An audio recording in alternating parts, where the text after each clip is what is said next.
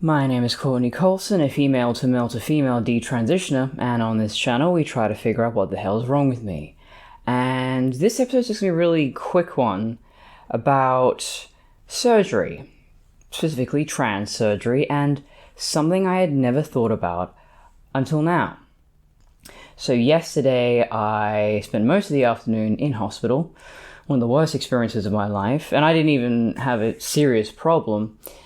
I felt mostly fine. It's just for about 24 hours, I mean, it's still going on now, I have this headache, and I don't get a lot of headaches, but this is just one that will not go away, and it's particularly bad when I go from lying to sitting, or sitting to standing, or any combination of those things. And I looked up the Pfizer reactions list on the government website, and they said, well, if you've got that symptom, that's considered serious, so call 000. And I did, and I said, well, do I really need an ambulance? And they said, oh, well, we can't give you advice. I'm like, okay, I guess we're doing this now. So the ambulance shows up in about 15 minutes. I was just sitting there watching Glow, really great show, by the way, Glamorous Ladies of Wrestling. Hadn't gotten around to it until now. But yes, getting an ambulance for the first time in my life, and just chatting with the EMT, I think they're called. And by the way, my favorite Transformer has always been Ratchet, so it was nice to, finally be in an ambulance and not in an emergency. That's probably the best case scenario there, although at the time I didn't know how serious my situation was. Because apparently it can be a sign of a stroke or aneurysm or any of those things. So at that time, I wasn't really having a lot of fun. But we get to the hospital, and the first thing they do is, once I'm sitting in triage, which didn't take too long, then they bring me into the hospital proper, and they put a cannula in my arm. And that's basically turning you into USB, so they can just, put some saline.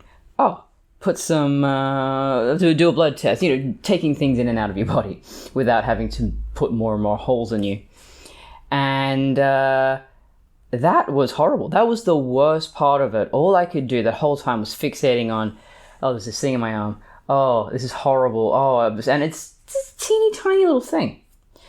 And being in a hospital is really horrible and scary when you're alone. There are no windows. You have no sense of time.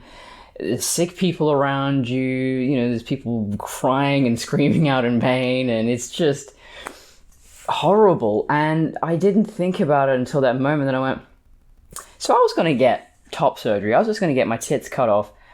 What did you think that was going to happen afterwards, Courtney/Connor? It would have been an awful experience.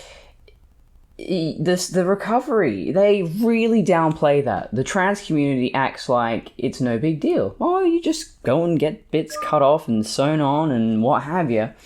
And there's a recovery period.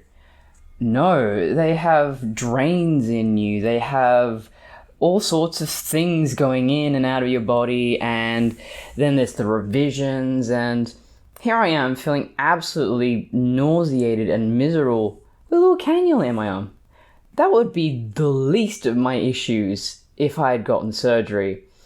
And that's something I really want to impress upon anyone thinking about it is, unless you absolutely have to be in a hospital, unless you absolutely have to have a non-elective surgical procedure, why would you do that? It is just awful.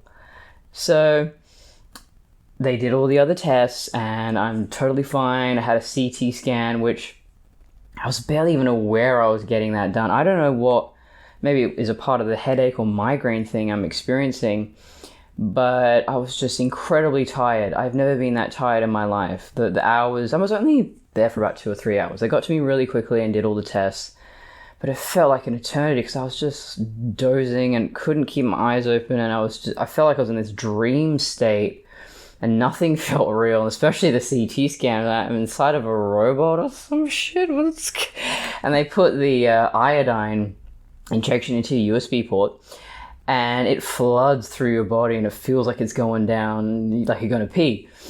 And I was just tripping balls, basically. I just went, am I going to pee? What's going on? I mean, they explained it to me, but it just didn't feel real. It was, like a dream where things are just happening with no rhyme or reason.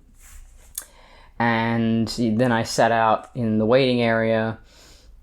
I started pacing around that space because I just could not keep my eyes open, and I didn't know how I was going to get home because I live quite a long way from my family. And they come out and say, blood's all clear, we've done the blood pressure and blood glucose, everything, CT scans all fine. You seem to just have a headache, and it might be a symptom of the Pfizer, maybe not. I've never experienced this before. But on that website I was looking at, it said, about 4 days afterwards, you may experience headaches. So I guess that's it. Otherwise, the Pfizers agree with me pretty well. I was really tired and had this fever and headache and all of that the night I got the injection. So I got it Saturday morning, and that night was, suddenly hit with this really intense illness. Woke up, fell asleep in about 20 minutes, as I usually do. Woke up, totally fine. Haven't had any issues, and I'm really thankful that I found a GP who was willing to give me a third of a dose as a trial, because I have chronic fatigue syndrome, and a lot of people don't realize that means you basically have an autoimmune condition, and you can react in very unpredictable ways to any kind of medication or food or perfume or anything. And so in my case, I'm very intolerant to most foods except for meat, eggs, dairy, seafood, all of that.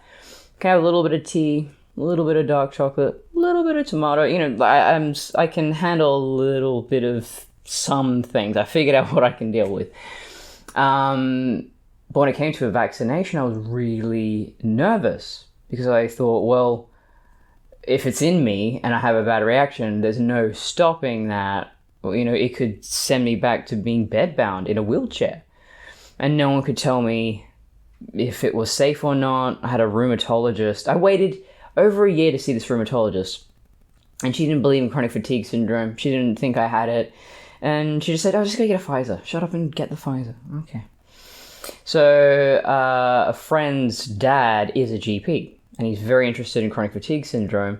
And he said, yeah, sure. I'll give you a third of a dose. We'll see how you react. It doesn't count. You don't get a certificate, but we just want to see how your body reacts.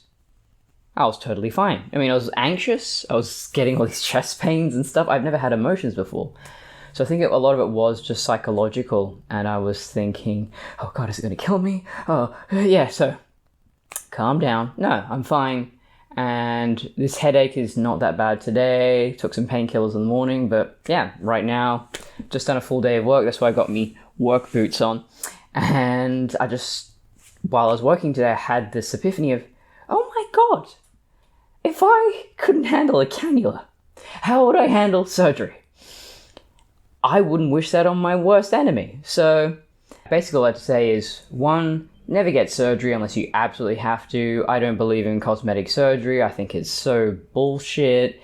There is nothing wrong with the way we look. Unless you have an actual disfigurement or a disability that can be corrected with surgery, yeah, I don't see the need. Oh, my nose is too long. So, that makes you who you are.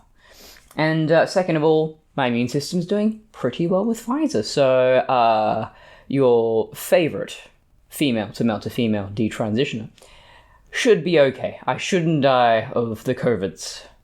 Fingers crossed. All right. See you, Space Cowboy.